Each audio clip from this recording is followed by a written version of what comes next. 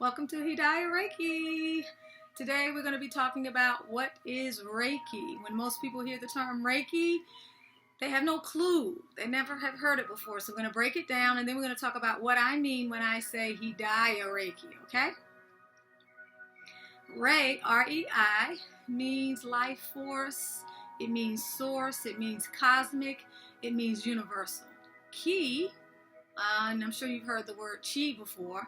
Ki means energy, okay? So we have life force energy or universal energy or cosmic energy. Essentially, we're talking about source. We're talking about all there is, all right? We're talking about the ultimate in creation, the creator, in a sense. The word hidayah is a word of Arabic origin which denotes guidance. So as it relates to hidayah Reiki, we're talking about guidance towards life force energy. I'm going to get into really quickly on the second half of this little video what I mean when I say hidayah Reiki.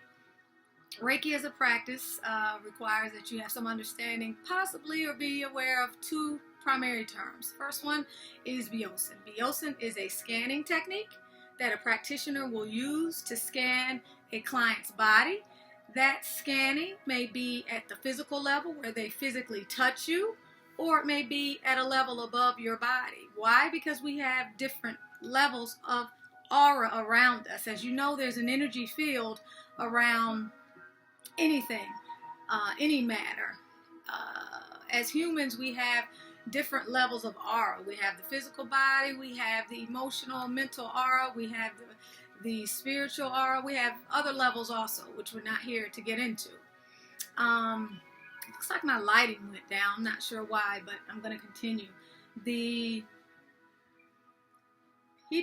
scanning will scan on a physical level, or it'll scan on a level that is above the body. Why? Because it's radiant energy. Radiant energy travels through matter. We know that. Goes back to that little 5th grade science class you remember being in. Next, let's talk about hibiki. Hibiki is what lets the practitioner know that there is disorder energy or there's disharmony within the energy flow within the body. Quantum physics teaches us that we are energy. Science teaches us that. Everybody knows that everything in the universe is energy. Just its vibration is what determines what we are able to see and perceive with the 5 senses. The 5 senses are very limited. But as we continue on, we're talking about this hibiki. There is a free flowing of energy that needs to be allowed to flow within the human body in order for all of the energy vortexes and meridians to function properly and you to enjoy optimal health. When that energy is impeded by stress, dysfunctional coping mechanisms, trauma from childhood, the everyday psychic debris that you may pick up, maybe you had an argument with your boss, maybe you were cursing the person who was sitting in traffic beside you. It could be anything. That energy needs to be rebalanced so that your chakras are open and energy can flow freely.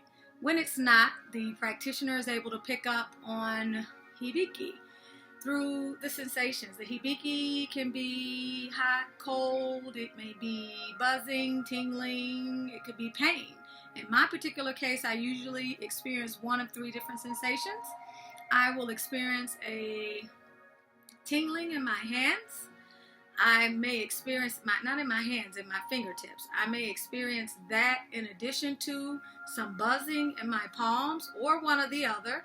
As an escalation, I may then begin to feel a cramping sensation that can travel all the way up my arm depending upon what's going on with the client. So that is what helps me to be in tune with what's happening within the body, and that helps me to determine what I need to do intuitively. It's important to mention that Reiki is an intuitive technique / practice / art. Now, when we talk about diagnosing, Reiki practitioners are encouraged not to diagnose. I do not diagnose. However, I do believe there's something to be said for practitioners who have been practicing for many, many, many years and who have become quite attuned to the sensations and how they relate to feedback from the client. Everybody's at a different level when they begin the Reiki.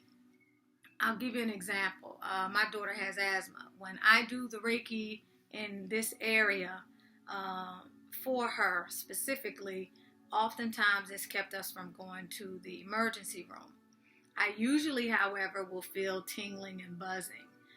Another example would be when I had surgery.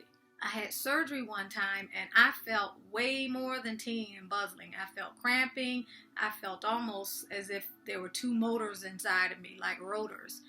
And I knew and I know at that time what to associate that with. However, I would never say to a client, because I felt such and such, that this person has a tumor or this person is having some other chronic health issue or something that's manifesting physically. We tend to stay away from diagnosing. So you've got the scanning that goes on, you've got the disorder energy, and you have the practitioner that does the energy channeling, which initiates the body's own self-healing mechanisms. We do not direct the flow of Reiki. Reiki goes where it needs to go. The body initiates the self-healing that the body is already designed to do naturally. It's important that we remember, too, that healing does not occur from outside of ourselves. Healing is something that takes place within. There is not someone who can come to you and heal you.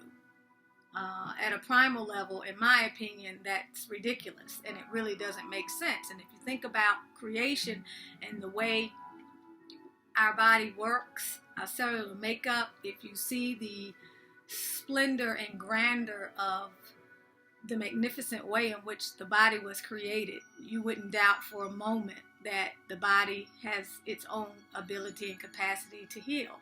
You need to be in a deep state of relaxation, and sometimes you may have such energy blockages that have created such disharmony within you that you can't initiate that on your own.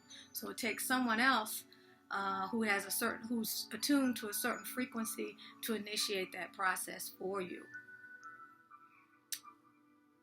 I think that's the most of what I want you to take away from this session today.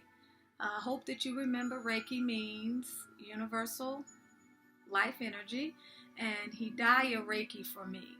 Hidayah Reiki for me does not just mean Reiki is the only thing that I do. If hidayah Reiki is the name of the business, guidance towards life force energy, to me that denotes, and what I want you to walk away with is anything that encompasses you moving closer to an understanding of who you are, your purpose, and the fact that you are an instrument of divinity and you have divinity within you, and that once you are in accordance with or acting in harmony with all of creation, and you understand that you are tied to the unified field and you have the ability and capacity to manifest things in your life when you are in accordance with divine will, then it falls under the umbrella of hidayah Reiki. So that could be meditation, because meditation raises your frequency. It restores balance and relaxation. It could be affirming truth through life coaching sessions. I do quite a bit of life coaching. I do probably as much life coaching as I do Reiki. It may be Reiki sessions. It could be chakra balancing. It could be sessions and group classes that have to do with quantum physics, helping you understand more about the unified field, helping you understand more about potential, understanding more about your tie-in with the cosmos and creation around you. So these are the things that are important for you to understand. Again, I'd like for you to visit me at hidayahreiki.com. There you may blog, read, some of my blogs. You may see new videos, content, and you can also order some of our services.